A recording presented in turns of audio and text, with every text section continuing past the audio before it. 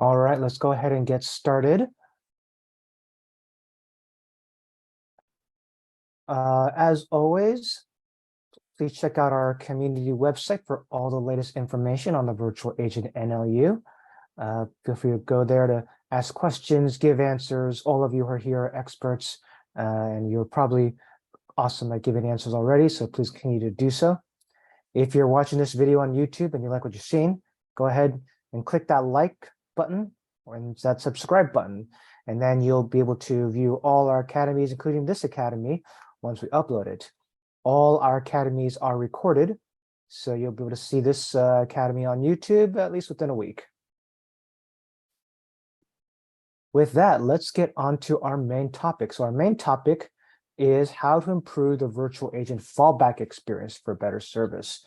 So with me today to talk about that is Tricia Cornish, our returning champion. She is a Platform Intelligence SC. Tricia, if you don't mind introducing yourself very briefly and take it from here. Thank you very much, Victor. Hi, everyone. My name is Tricia Cornish. I'm a solutions consultant. I work with our platform intelligence team. For the past 5 years, I have focused on the virtual agent, natural language understanding, and other machine learning capabilities, performance analytics, and process optimization, all the digital transformation technologies that make the platform sing. So, Victor, if I can grab the screen share. Thank you. Great. Okay. So here are our goals for today in improving the fallback experience. I'm going to spend a little more time on the overview, and then I will go through live software in the exercise, and hopefully that will allow time for addressing any questions. So when we talk about the fallback experience within the virtual agent conversation, it really is helpful to understand the conversation structure. If you're a longtime user of the ServiceNow virtual agent, you might have seen the progression of our static topics where we had to insert the greeting for every topic at, after the start pill and before the end pill. And then we migrated to a conversation structure where each component within the conversation became the wrapper for our automation topics. So our conversation structure now is topics for our custom greeting, our topic discovery, and then we have our purpose topics. These are published topics that are either available in the list or enabled through topic discovery with NLU or keyword search. When we do not have any content available, this is where we run into the concept of fallback. And fallback allows us to drive any content if a purpose topic was not found, or prompt the user to ask for their query in a different way. So here, when we go through, let's say this was my delivered available topics for my users to participate, we can think of how users would request password reset or checking the status of a ticket. But what if they ask, what's for dinner? And users can ask a variety of queries. We want to be able to provide a response. Now, whether it's a legitimate query or not, that's not really relevant here. We want to be able to search content or present the user with a prompt to ask their question in a different way. And of course, then when their query is satisfied, we want to go through survey and closing. So it's helpful to have that conversation structure in mind when you think about how fallback works. So here in this first demo, I've done some recordings so we can get through this process quickly. What you'll be able to see is where I'm going to ask a question about the knowledge base, but the knowledge base content is not available. The reason why I did this is because I want to drive only the fallback topic. So I asked, what are phishing scams? Even though I can see the knowledge base article in front of me, I can see that the virtual agent, which has not been enabled for this particular knowledge base article, is saying, I'm sorry, but I don't understand your request. Well, that's actually what's happening when we hit fallback. Now, enabling the knowledge base content, that's more a question of how we've activated our search, what content we're making available to us. But what we have here is an example where the virtual agent has not understanding the query, and then it's presenting our fallback topic. So now let's go ahead and go to successful results. We're going to go through a similar scenario where now I've activated content with my AI search fallback topic. And this is where I'm going to see successful results. So I'm going to get my delivered out of the box greeting, and I'm going to ask the question, can I order from the vending machines that we've enabled for, IT purchases? It's going to present a list of knowledge base or catalog articles. This is the results from AI search. I'm going to select the one that applies. I see my knowledge base article. I can click on the read more. Boom, I'm done. That is a successful search. And when you say I'm all set, it's going to complete this and say, is there anything else I can assist you with? That's a successful execution of the conversation with fallback, the content surfacing, answering the user's question, and then moving on.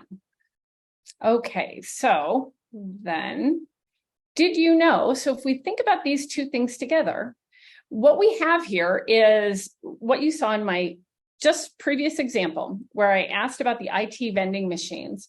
What we went through was a conversation structure that used all elements of my chat experience. We have all of our setup topics working, but the ones that are really relevant for this conversation are these two, AI search fallback and fallback. And these are delivered out of the box with custom experiences. Oops, and I have, what we have here is the default. So this is my default chat experience. In my default AI search fallback, that topic calls the fallback topic, whatever topic I have right here. Now, out of the box, it's fallback topic, period. And so what happens when I am looking at AI search fallback? I'm going to go through setup. I'm going to go through AI search. And then if there are no results or the user has said the results are not helpful, it's going to go down this decision path where we run the fallback topic. And this has created some substantial confusion. But once you break it down and know that it's happening, then it's a bit more straightforward to identify what we want to do with this. Now I'm going to stop for a moment because I see some active chats here and questions.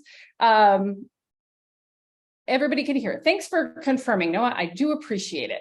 Great. Let's keep going. Okay, so now that we know that we have this relationship between the topic, AI search fallback, and the topic, fallback topic, now we can see what might be causing confusion for some of our customers that are newer to this experience. So here's an example of the default experience with AI search, then fallback. And so what I'm going to show you is where we're surfacing genius results first, and then we're going to identify more assistance needed. So then we're going to display the content, which is how the AI search fallback topic works. Okay, so here we've got what are phishing scams. So now my knowledge base article is surfacing. I'm going to say, show me more on what are phishing scams. This, I'm going to surface additional content that might be helpful.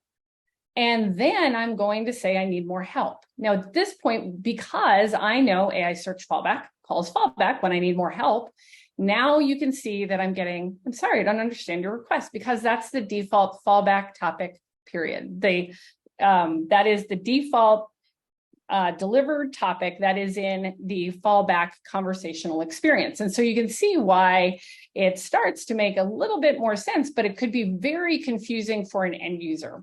So what we want to do is we want to look at this relationship and think about what to change so that we can make this better. So what we have is the original fallback topic repeats, and it says, sorry, and topic search, but is that really helpful? I have a better way to do this, I think. And so what I want to do is put this back into understanding a more useful conversation structure.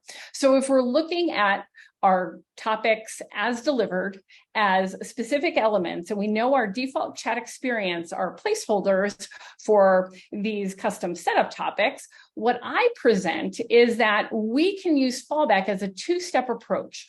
We're going to use the AI search fallback exactly as it's intended. we're going to say that is going to be my content search. And I'm going to make sure that the search application configuration that I'm calling from my AI search -fallback, that is going to have the search mapping and the configuration that I need. I actually am not going to change AI search fallback at all, but I am going to change the topic that exists in my fallback topic area, my second one. I'm going to present to my users, if purpose topics don't help, and that's what I consider these guys up here, these automation topics that are specific for integrations or troubleshooting and resolution. If we don't find any purpose topics by way of natural language understanding, and we don't find any content in our knowledge base or in my catalog as delivered through AI search, what do I want to know next? I want to allow the user to create a ticket based on their search query. I want to route to the live agent topic. Perhaps I want to present the topic discovery so that they can search using an alternate method. Or, if they asked what's for dinner and they're just kind of punking the virtual agent, give them the option to end the conversation. And so now what we have is a redesigned fallback topic. And in my redesigned fallback topic, what I have is a structure where I'm confirming my fallback, I'm capturing my user search, and then I'm presenting 3 choices where I am going to, I am going to open an IT ticket, and I'm going to call a topic block for creating an incident. I might route to a live agent, and I'm going to use the topic block or the delivered scripting to connect to an agent. Same with topic discovery, or just close the conversation. Now, that's the first step. I'm going to redesign my fallback topic. My next step is, and I can change this in the default chat experience, but because I might have different use cases for my different portals, I'm actually going to create a unique chat experience specific to one of my portals. And I'm going to swap out my fallback topic for this setup topic, demo fallback actions, where I've identified that my options are ticket, agent, or discovery. And so now what you're going to see happen is we're going to launch the virtual agent with my custom greeting. I am going to type in my question, and it's going to be something that absolutely there is no automation. Well, the Denver Nuggets win the NBA Finals. And now I can see my custom response. It might not be my day. I can't find any topics or content. So now I want to create an IT ticket. Now in mine, I've used a topic block where I can gather additional information. I'm going to identify the best way to contact this user for this particular ticket. I'm prompting them for additional information. The reason why I'm bringing this up here in this demo is because what I'm using is just a topic block to call my IT ticket. I'm not tied to it. And in the ticket that I'm creating, I can actually do like I do in Create IT Ticket, which is append my short description. So you can see that what I'm doing in this fallback topic is actually just enabling a better experience for the user, even though we have no content available.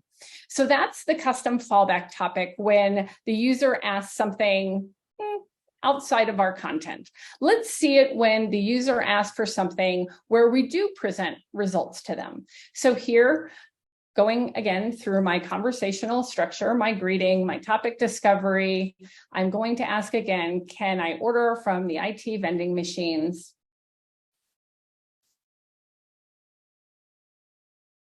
And so now I am going to surface a knowledge article. It's not quite a genius result, but close enough. Here are my knowledge articles for my vending machines now available. Here's my knowledge base where I can read more about it. If I go back to my list and select another option because this might not have asked what I needed, I get that I need more help. So now I'm again using that decision path to go down the path of now call fallback. And so now I'm going to go through my custom fallback topic again to create an IT ticket. Linda, thanks for asking. This is in the Utah version, but this has actually been available for a couple of releases. So here I've created my ticket, even though I surfaced some content, David still has questions, but I have my ticket created. So our goal is really to think about the user experience when we have no content available or when we have some content available. So here's what we're going to resolve in the exercise today. I'm going to jump into the live software and bring up my custom demo topic that I'm going to make sure is a setup topic so that it's not available from the list. I'm not going to see it in topic discovery. And I'm going to swap it out for my fallback. I recommend naming it something that you can identify the functions of this fallback, but that's completely up to you.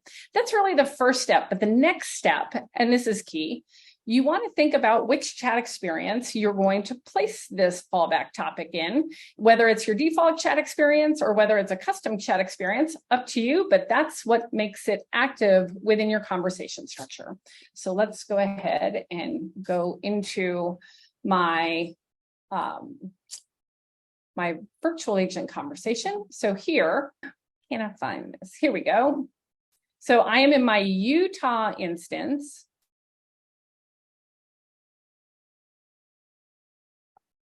All right, and here is my demo fallback actions topic. I'm going to give myself a little bit more real estate here.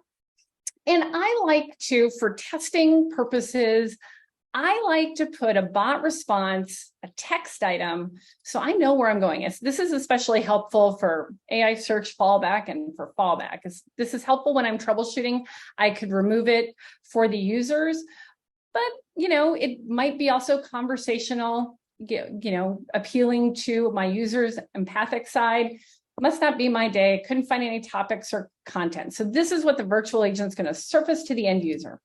In this scripted user search text, this is where we're going to grab the global search text. This is in the documentation under the virtual agent scripts. I've just grabbed my user search text and put that into a variable.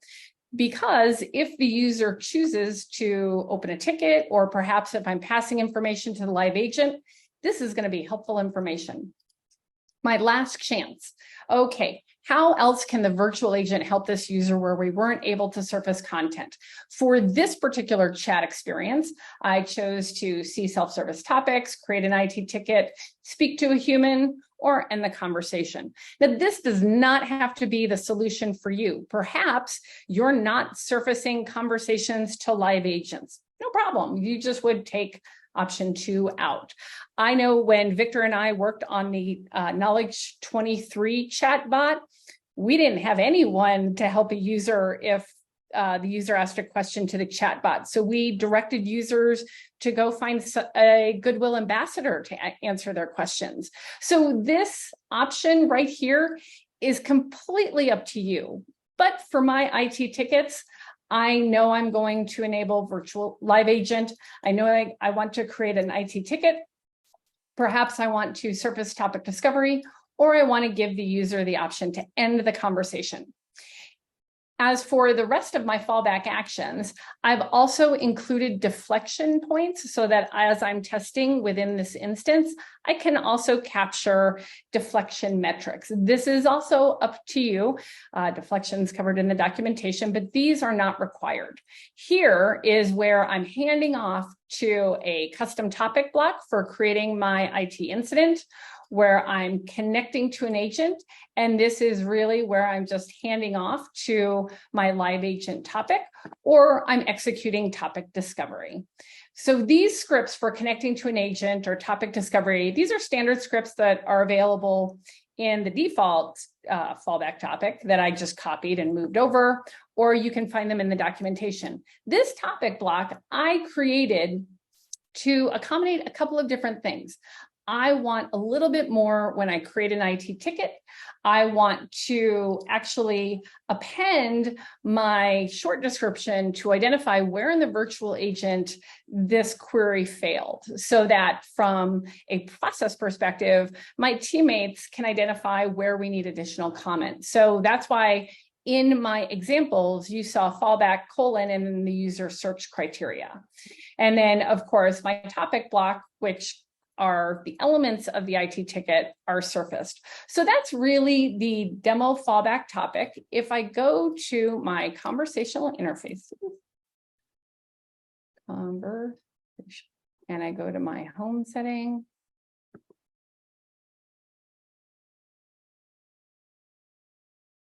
And on my Conversational Interfaces console, I'm going to go to my settings and look for my custom greetings and setup. And so here are my custom greetings and setup. Here are all my different variations. I can change the default chat experience. So that is always an option. If you're only using one experience, of course, you can go into your default chat experience and swap out your fallback topic for the original. So here, I'm going to make sure I'm in my global scope. I have all 9 of my setup topics, and this is the catch-all. The default chat experience is the catch-all for our topics when it's not defined by exception in other chat experiences. Here is my fallback topic. What I could do as my catch-all is I could swap this out for my demo fallback actions. Okay, so that's how you would do it in the default chat experience. The other option in your custom greetings and setup, which I think is very helpful to know, that you can see that I have a lot of different use cases within my custom greetings and setup. So my order is relevant, but here in my demo portal, which we just saw, I might define my fallback by exception. So instead of thinking about my default chat experience, I could say, you know, when it's my ESC portal only, I want this fallback to apply. And then the other conversational experiences in the default chat experience will apply. But for this one, you'll see my demo fallback actions. And so you swap that out there, you update. And then when we go into our virtual agent, and we refresh,